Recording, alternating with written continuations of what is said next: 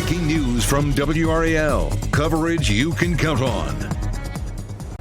And we begin with that breaking news out of Denver. An American Airlines plane caught fire near the terminal. Look at the shocking scene. Passengers standing on the wing waiting to be rescued.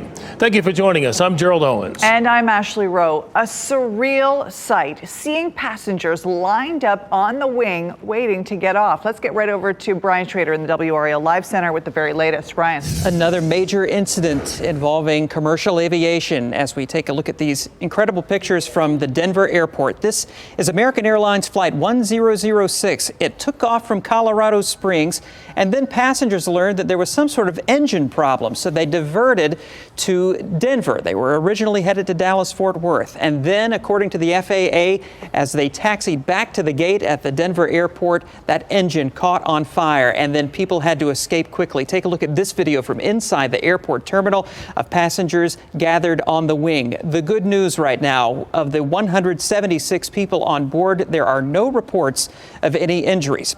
Now, WRAL's Liz McLaughlin just happened to be traveling through the Denver airport just after this happened, and she just filed this report. I'm here at the Denver International Airport, where a 178 passenger plane had to make an emergency landing tonight. I spoke with some eyewitnesses who were on a connecting flight to Dallas who said they were terrified. They heard first the pilot coming over the air saying there was a problem with the engine. After they made an emergency landing, they saw flames on the right side of the plane. Some smoke was entering the plane, and they said there was a bit of a chaotic mood.